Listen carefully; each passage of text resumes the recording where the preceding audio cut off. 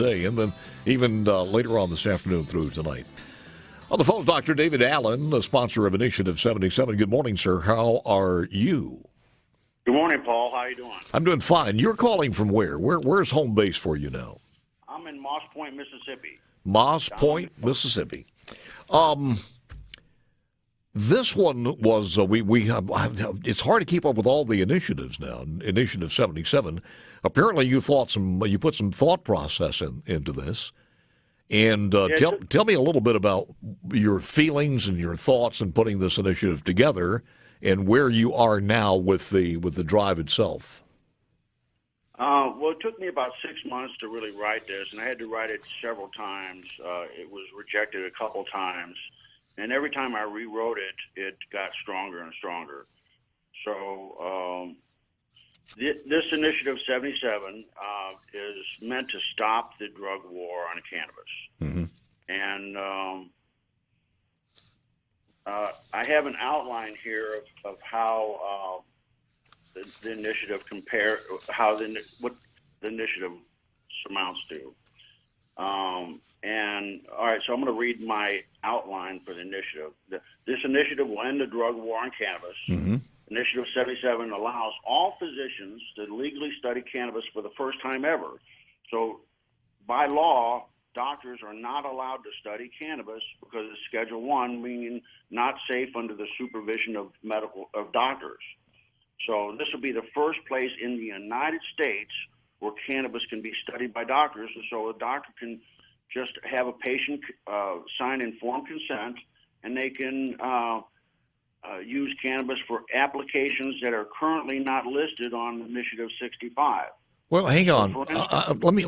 I don't want you to go all the way through this and without asking any questions. There's one that presents itself there. When you say any doctor who is in the state of Mississippi, how do you quantify the terminology study? Because it sounds like it's just something that he can give to his patients. When you talk about, are you talking about a university-based study, research, or when you say study? Well, doctors have license for prescriptions for Schedule 2 through 5, but not Schedule 1. So they cannot use cannabis for any reason at all on patients. And so for Initiative 65, I think, has like 20 indications for use of cannabis. But in 1860s, the pharmacopoeia had like 150 indications for use of cannabis. So there's many more conditions that are that cannabis can be used for. Just for instance, burn wounds. So cannabis oil is pretty viscous and sticks to the skin. Mm-hmm. And so you could apply, and it has antibacterial properties. It's actually a new class of antibiotics. And you could place this on a wound and take photographs of it for 2 months and prove or disprove cannabis's efficacy. But that would be accomplished, would it not, Dr. Allen, as far as medical marijuana? I mean, that would be covered under medical marijuana, would it not? It is not. Doctors are regulated by federal law because they have federal prescription license. So doctors cannot give a patient cannabis in any form until it's legal federally. No, if under the medical marijuana, when the patient is awarded a script or a card, then the doctor can give them that in the form of a tobacco or a gummy, or my understanding is either in an oil. Well, the doctor doesn't dispense any cannabis products at all, and well, but okay, hang on, because it's the same thing. They can go to the medical marijuana store, the pot shop, and they can get it there. That's true. Okay. But the truth is the doctor doesn't write a prescription because it's illegal for the doctor. I understand that, but we're talking words here in terminology because it doesn't really matter when they give them the okay to go by and get whatever they want. It's almost like giving a card to the pharmacy at the pharmacy that they can get a Schedule 1. All they got to do is present the card and they can go shopping.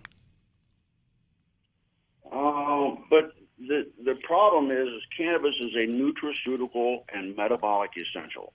And people don't understand what that means. and it regulates homeostasis. And again, people don't understand what that means. Yeah.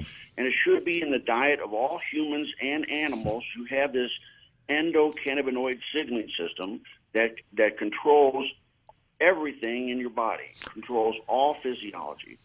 And so people are familiar with insulin binding onto insulin receptors, these little antennae that's on the cells, and causing glucose to go in the cell. Look, I hate to cut you off, and I know you're trying to get into the justification for cannabis, and we don't have a lot of time, and I want to talk more about the administrative part, and I'll have you back on. Love to get you in the studio.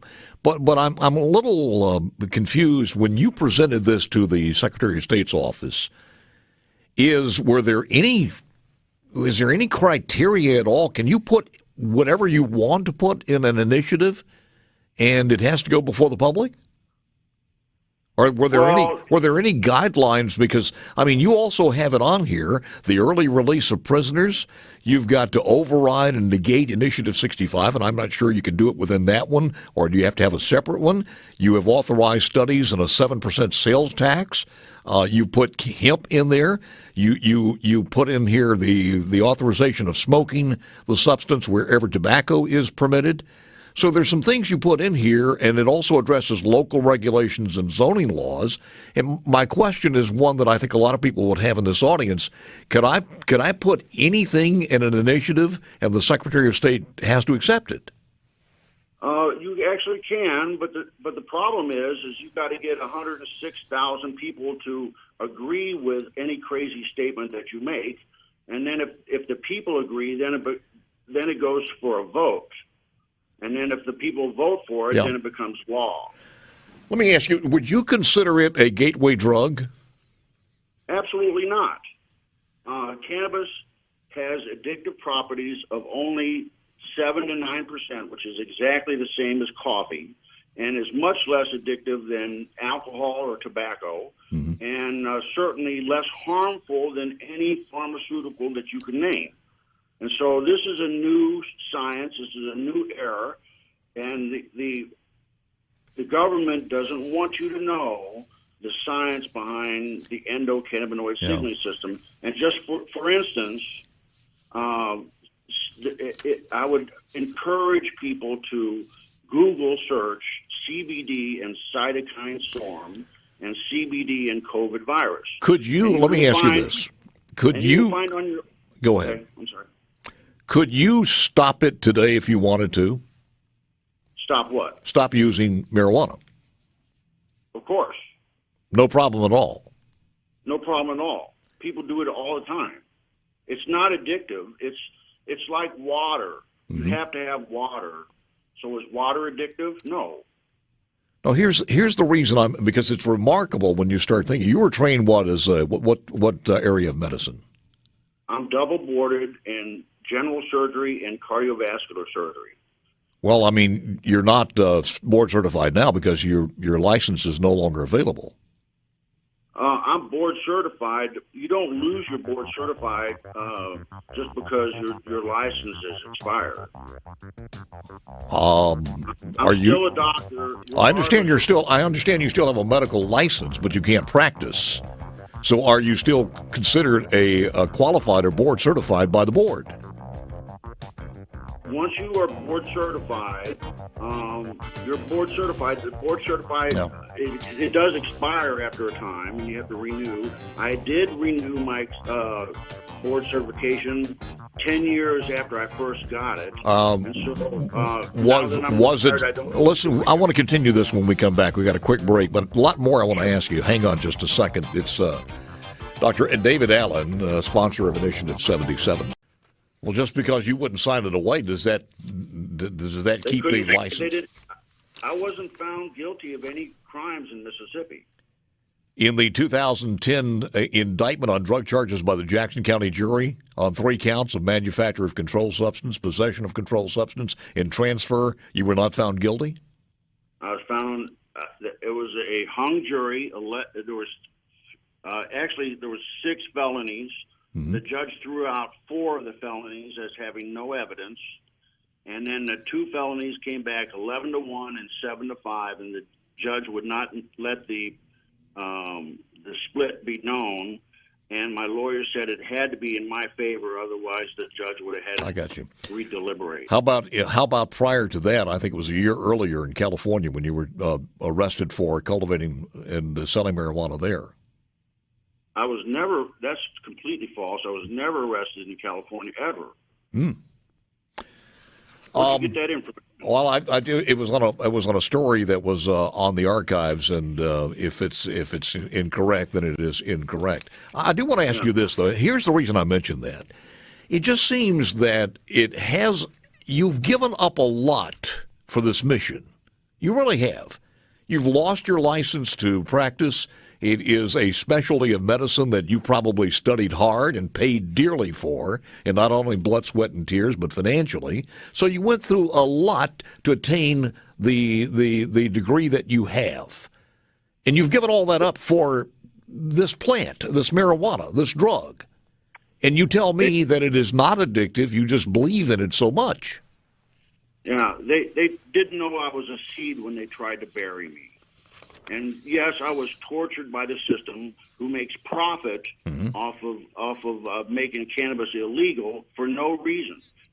And there's nobody who will even debate me on this because they don't have anything to their side of the debate. Cannabis is a nutraceutical, and you can't debate that away. It's the truth. And if you don't like cannabis, you're not going to like the future. So, I would like to invite people to join Facebook group Initiative 77 Supporters. And I wanted to continue this discussion about CBD and cytokine storm.